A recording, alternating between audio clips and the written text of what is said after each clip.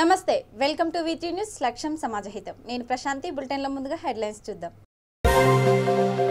విశాఖలో వైసీపీ ఆవిర్భావ దినోత్సవం పార్టీ జెండా ఆవిష్కరించిన మంత్రి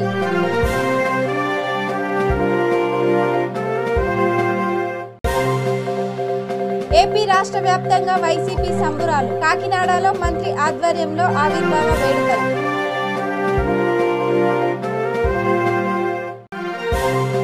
ఏపీ బడ్జెట్ పై ఎమ్మెల్సీ మాధవ్ ఫైర్ బడ్జెట్ లో సంక్షేమానికి ఆస్కారం లేదని ఆగ్రహం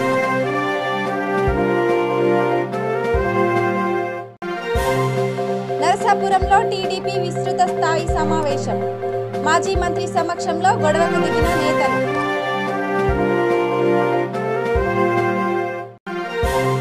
బ్రాహ్మణ సంక్షేమానికి 455 కోట్ల రూపాయల కేటాయింపు పక్కదారి పట్టిస్తే ఉసురు తగులుతుందన్న బ్రాహ్మణులు ఇక డీటెయిల్స్ చూస్తే విశాఖలోని వైఎస్ఆర్సీపీ కార్యాలయంలో పార్టీ ఆవిర్భావ దినోత్సవ వేడుకలు జరిగాయి పార్టీ పతాకాన్ని మంత్రి అవంతి శ్రీనివాసరావు ఆవిష్కరించారు ఈ కార్యక్రమంలో నగర mayor Harivenkata Kumari Visakha MP MVV Satyanarayana Araku MP Madhavi MLC Kalyani పాల్గొన్నారు సీఎం జగన్మోహన్ రెడ్డి హయాంలో రాష్ట్రం సర్వతోముఖాభివృద్ధి జరుగుతుందని మేయర్ అన్నారు తెలుగు ప్రజల కోసం 11 ఏళ్ల క్రితం పుట్టిన ఈ పార్టీ సీఎం జగన్మోహన్ రెడ్డి నాయకత్వంలో విజయవంతంగా కొనసాగుతుందని పేర్కొన్నారు పార్టీ కార్యకర్తలకు వైఎస్ఆర్సీపీ పార్టీ ఆవిర్భావ దినోత్సవ శుభాకాంక్షలు తెలిపారు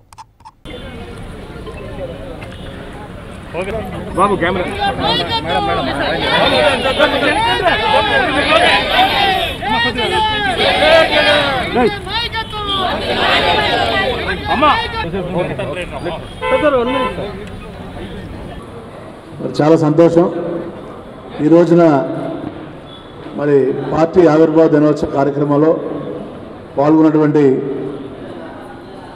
సోదరులందరికీ కూడా ముందుగా శుభాభినందనలు మన దేశానికి కానీ రాష్ట్రానికి కానీ స్వతంత్రం వచ్చిన తర్వాత ఈ 75 సంవత్సరాల చరిత్రలో చాలా ప్రాంతీయ పార్టీలు జాతీయ పార్టీలు వచ్చినాయి కొన్ని ఉన్నాయి కొన్ని వెళ్ళిపోయి మరి ఈ వైఎస్ఆర్సీపీ పార్టీ దివంగత నేత మరి శ్రీ వైఎస్ రాజశేఖర రెడ్డి గారి ఆశయాలకు అనుగుణంగా ఏర్పాటు చేసినటువంటి పార్టీ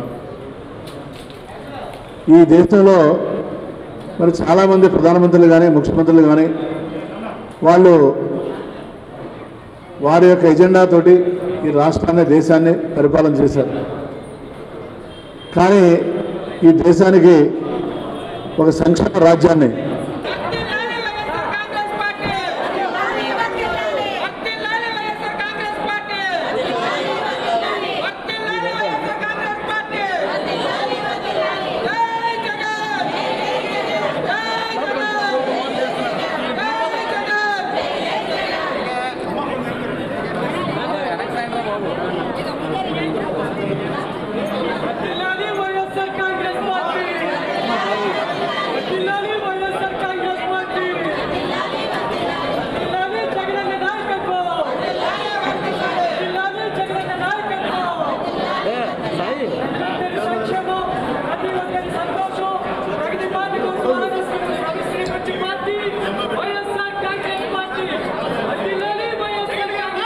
ప్రజాహితం కోసం వెలిసి అన్ని వర్గాల సంక్షేమమే ధ్యేయంగా ముందుకు సాగుతున్న యువజన శ్రామిక రైతు కాంగ్రెస్ పార్టీ 12వ వసంతంలోకి అడుగుపెట్టింది వైఎస్ఆర్ కాంగ్రెస్ పార్టీ ఆవిర్భావ దినోత్సవం పురస్కరించుకొని రాష్ట్ర వ్యాప్తంగా పార్టీ శ్రేణులు కార్యకర్తలు అభిమానులు ఘనంగా సంబురాలు జరుపుకుంటున్నారు వాడవాడల వైఎస్ఆర్సీపీ జెండాలు రెపరెపలాడుతున్నాయి కాకినాడ వైఎస్ఆర్సీపీ కార్యాలయంలో ఆవిర్భావ దినోత్సవ వేడుకలు ఘనంగా నిర్వహించారు పార్టీ జెండాను మంత్రి కన్నబాబు ఆవిష్కరించారు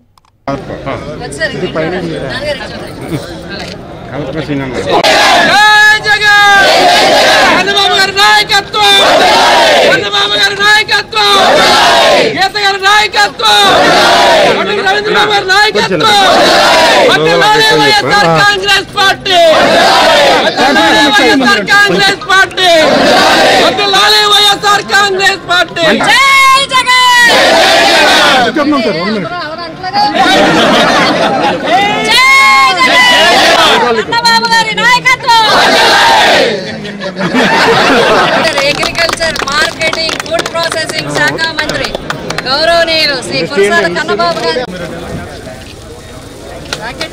జై జగన్ జై జగన్ జై జగన్ జై జగన్ జై జగన్ జై జగన్ జోహార్ వైఎస్ఆర్ జోహార్ వైఎస్ఆర్ జోహార్ వైఎస్ఆర్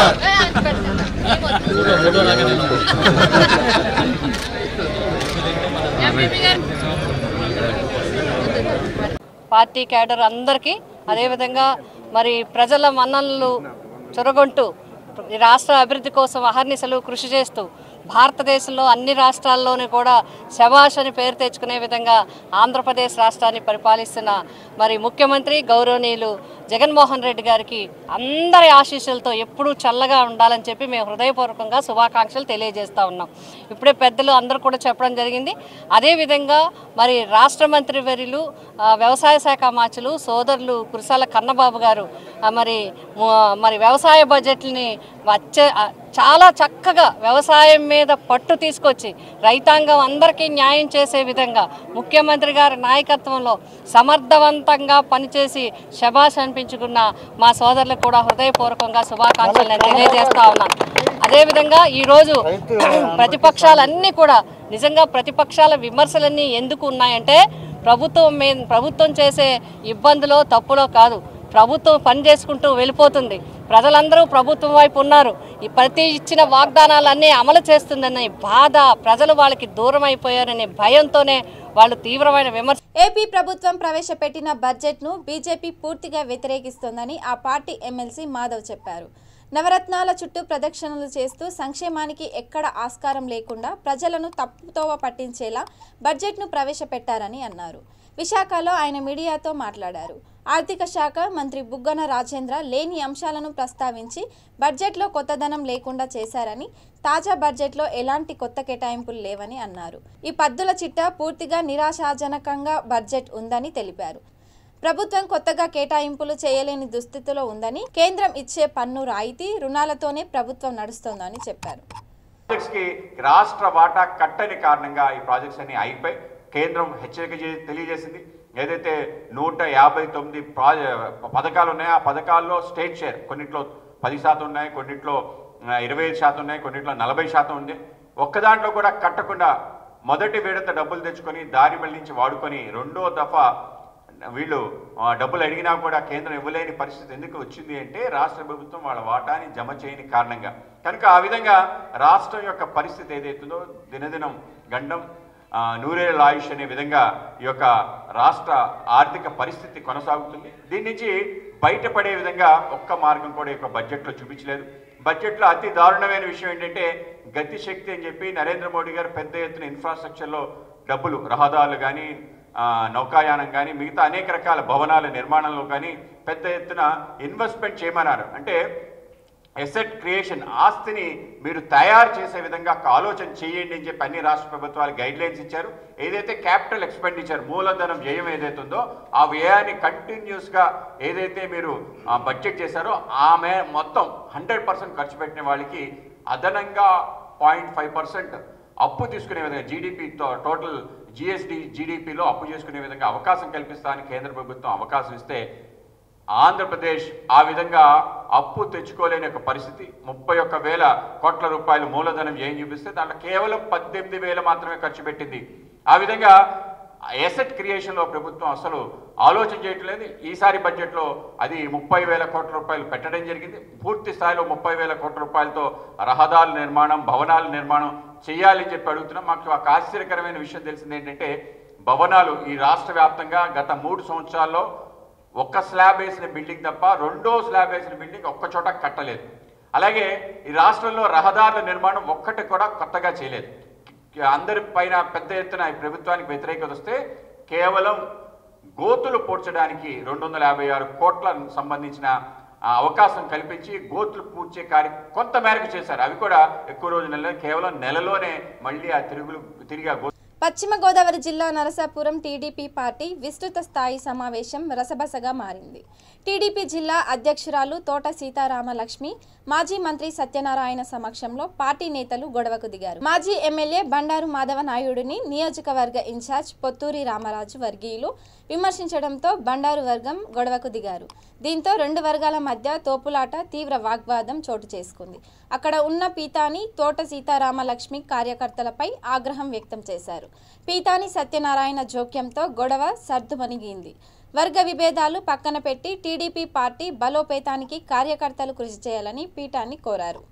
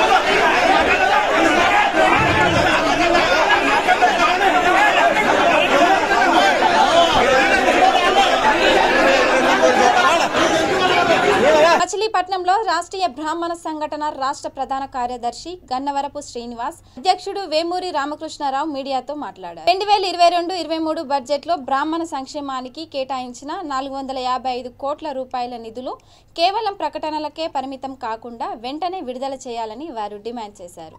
బ్రాహ్మణ సంక్షేమానికి మాత్రమే ఖర్చు చేయాలని ప్రభుత్వాన్ని అన్నారు. నిధులు పక్కదారి పట్టిస్తే బ్రాహ్మణుల ఉసురు ఈ ప్రభుత్వానికి తగులుతోందని అన్నారు. వైసీపీ పాలనలో బ్రాహ్మణులకు అన్యాయం జరుగుతుంటే నోరు మెదపని కోన రఘుపతి, మల్లాది, విష్ణులు చరిత్రహీనులుగా మిగిలిపోతారని విమర్శించారు.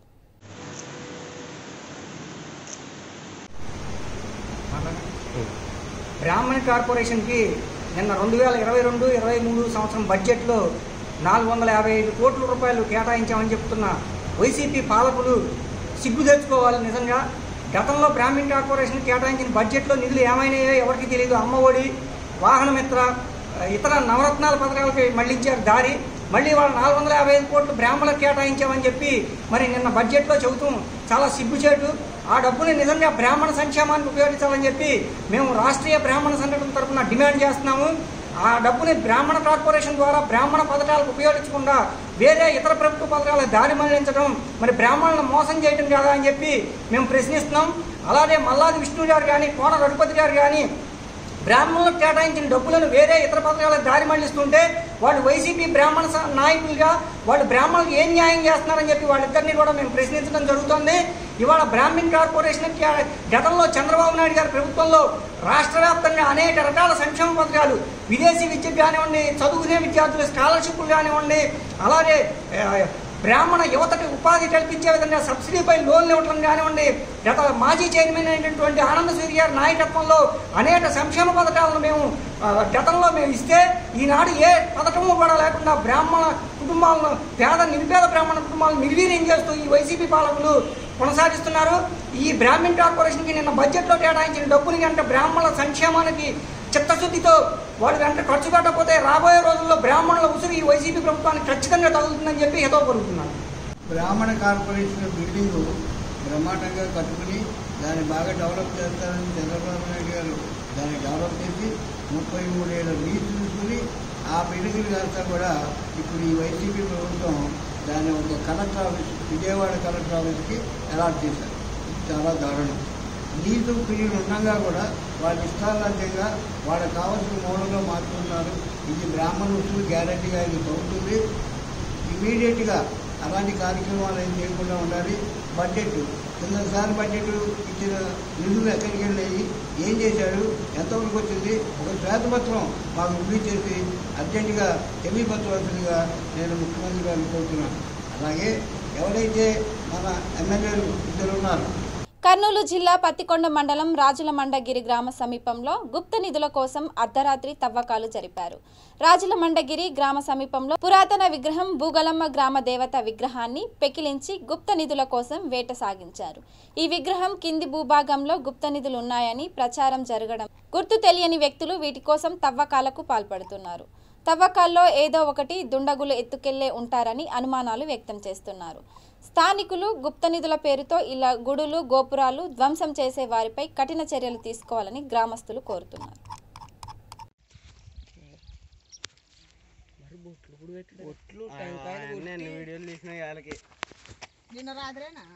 రాత్రే 12 గంటల లోపల 3 గంటల లోపల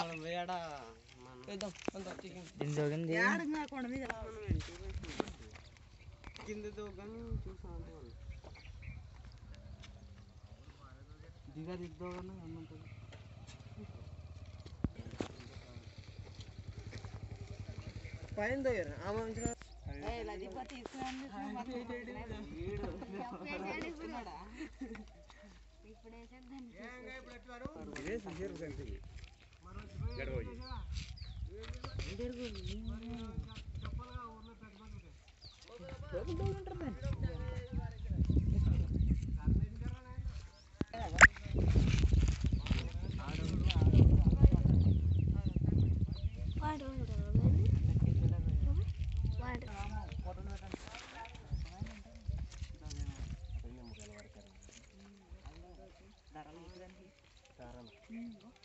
సెంటర్లో దావలని ఇంత వరకు మంచిగా చేయాలంటే చూడండి. అదే పగలు 4 గంటలకు వచ్చే కరెంట్ కదా.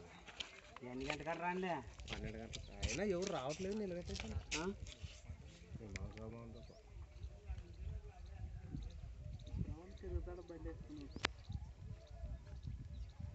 పడిన అన్నం తిని పిల్లలు అస్వస్థతకు గురైతే వారిని రూమ్లో బంధించడం ఏంటని తెలుగుదేశం పార్టీ రాష్ట్ర మాజీ మంత్రి పరిటాల సునీత ఆగ్రహం వ్యక్తం చేశారు.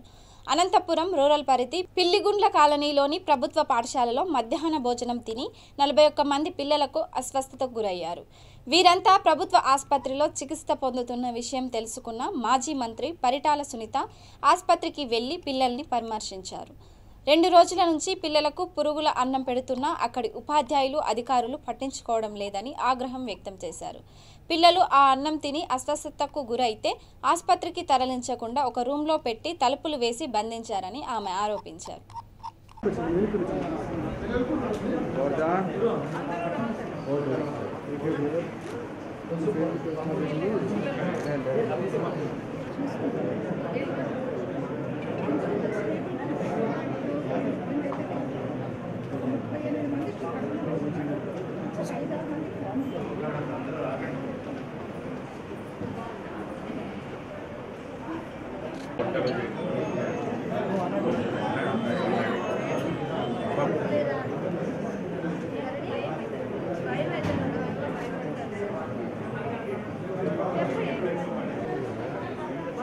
ఈరోజు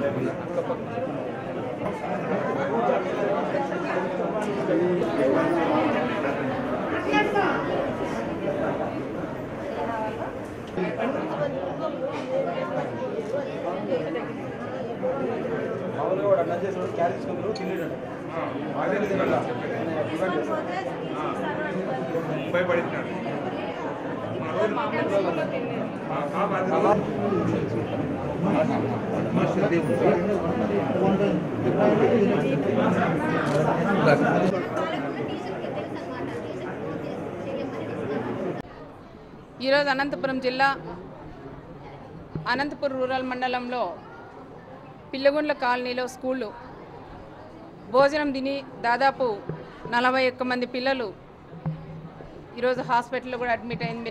మీరందరూ కూడా చూశారు.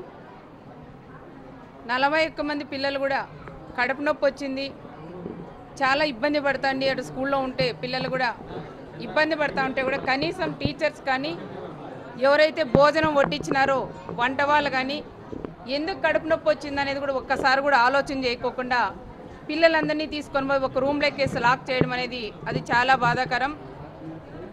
ఒక అమ్మాయి స్టూడెంట్ కూడా ముందుకొచ్చి టీచర్తో ఫోన్ తీసుకొని వాళ్ళ అమ్మకి సరస్వతికి ఫోన్ చేయడం, నాకు కడుపు నొప్పి ఎక్కువ కడుపు నొప్పి ఉంది, నువ్వు వెంటనే రమ్మా అని అమ్మాయి ఫోన్ చేస్తేనే వెంటనే సరస్వతి అక్కడ స్కూల్కి వస్తే మా పాప ఎక్కడుందని అడిగితే కూడా అక్కడుండే ఉపాధ్యాయులు కానీ. ఆంధ్రప్రదేశ్ రాష్ట్ర ముఖ్యమంత్రిగా వైఎస్ జగన్మోహన్ రెడ్డి కాంగ్రెస్ పార్టీని స్థాపించి ముఖ్యమంత్రి అయిన తర్వాత ప్రజలకు సుపరిపాలన అందిస్తున్నారు. వైఎస్ఆర్సీపీ పార్టీ 11 సంవత్సరాలు పూర్తి చేసుకొని 12వ సంవత్సరంలో అడుగుపెట్టిన సందర్భంగా నెల్లూరు జిల్లా వెంకటగిరి ఎంపీడీఓ కార్యాలయంలో ఎంపీపీ తనుజ ఆధ్వర్యంలో సంబురాలు జరిగాయి. ముఖ్యమంత్రి స్వర్గీయ వైఎస్ రాజశేఖర్ రెడ్డి విగ్రహానికి పాలాభిషేకం నిర్వహించి పూలమాలలు వేసి ఘన నివాళులు అర్పించారు. భారీ కేకును కట్ చేశారు. ఈ కార్యక్రమంలో వైఎస్ఆర్సీపీ పార్టీ నాయకులు, కార్యకర్తలు, అభిమానులు, సర్పంచ్లు తదితరులు పాల్గొన్నారు.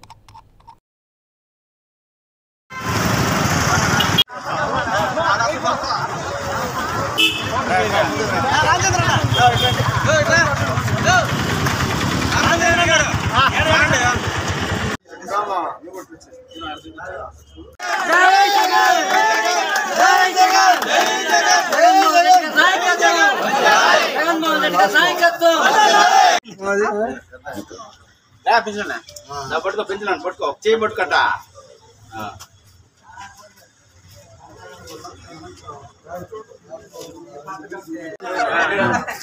టిఫిన్ చేయలేరు కానీ అది కాదు.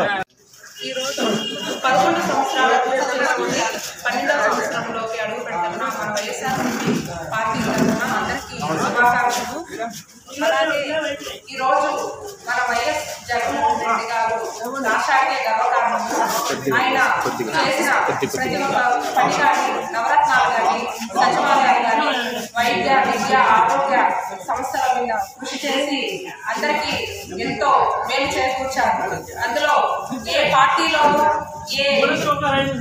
ఇప్పుడు వరకు మన రాష్ట్రంలో ఏ ముఖ్యమంత్రి చేయని విధంగా మన వైఎస్ జగన్మోహన్ రెడ్డి గారు అన్ని నవరత్నాలని అన్నిటినీ ప్రవేశపెట్టారు.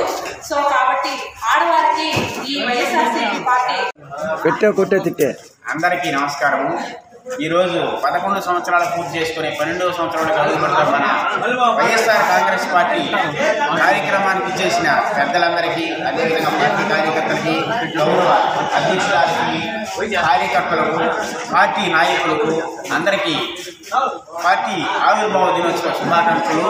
మన వైఎస్ రాజశేఖర రెడ్డి ప్రారంభించినటువంటి వైఎస్ఆర్ పార్టీ ఎన్నో సంక్షేమ పథకాలని జగన్మోహన్ రెడ్డి గౌరవ ముఖ్యమంత్రి గారు జగన్మోహన్ రెడ్డి గారి ఆధ్వర్యంలో. గుంటూరు జిల్లా బాపట్ల జనసేన పార్టీ కార్యాలయంలో జనసేన గుంటూరు జిల్లా సంయుక్త కార్యదర్శి నామన వెంకట శివనారాయణ మీడియా సమావేశం నిర్వహించారు. మార్చి 14న జనసేన పార్టీ ఆవిర్భావ సభను విజయవంతం చేయాలని ఆయన కోరారు. జనసేన పార్టీ కార్యక్రమాల నిర్వహణ కమిటీ సభ్యులుగా నియమితులైన మణికంఠ జగదీష్కు శుభాకాంక్షలు తెలిపారు.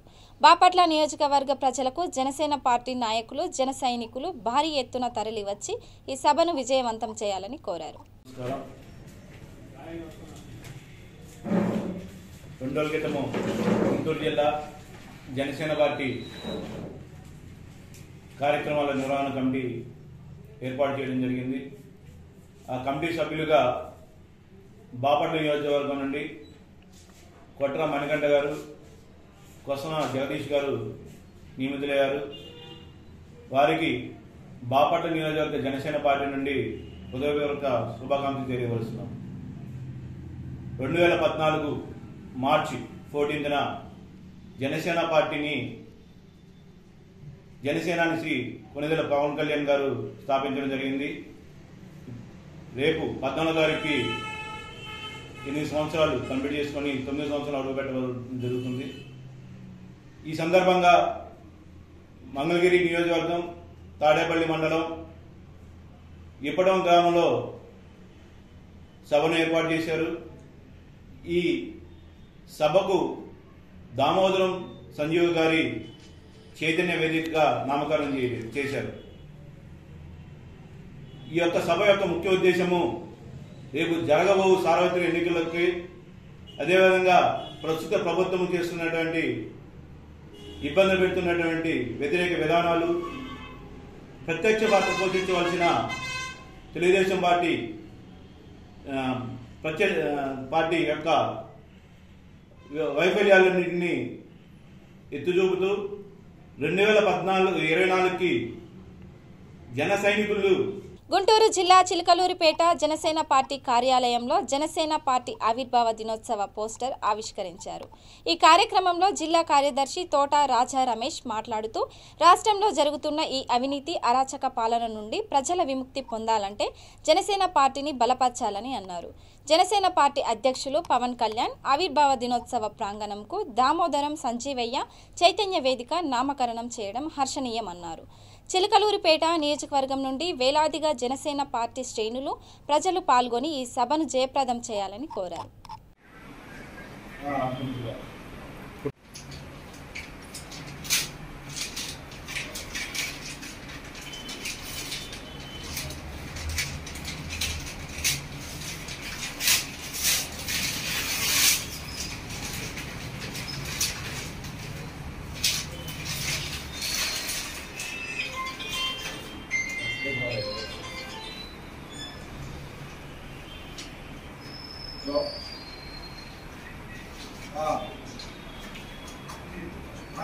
నమస్కారం.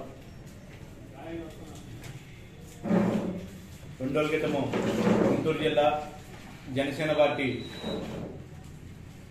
కార్యక్రమాల నిర్వహణ కమిటీ ఏర్పాటు చేయడం జరిగింది. ఆ కమిటీ సభ్యులుగా బాపట్ల నియోజకవర్గం నుండి కొట్ర మణికంఠ గారు, కొసన జగదీష్ గారు నియమితులయ్యారు. వారికి బాపట్ల నియోజకవర్గ జనసేన పార్టీ నుండి హృదయపూర్వక శుభాకాంక్షలు తెలియవరుస్తున్నాం. 2014 మార్చి 14న జనసేన పార్టీని జనసేనాని శ్రీ కొనిదెల పవన్ కళ్యాణ్ గారు స్థాపించడం జరిగింది.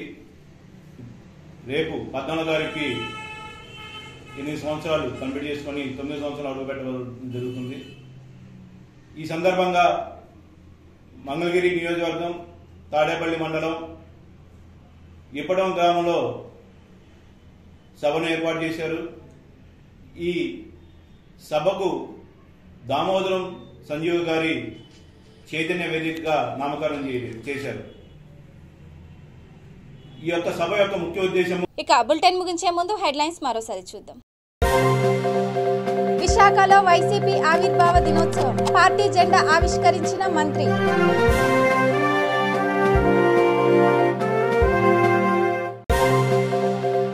ఏపీ రాష్ట్ర వ్యాప్తంగా వైసీపీ సంబురాలు, కాకినాడలో మంత్రి ఆధ్వర్యంలో ఆవిర్భావ వేడుకలు.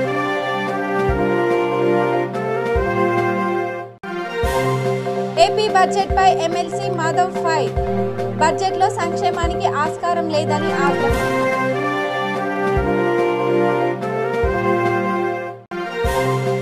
నరసాపురంలో టీడీపీ విస్తృత స్థాయి సమావేశం, మాజీ మంత్రి సమక్షంలో గొడవకు దిగిన నేతలు.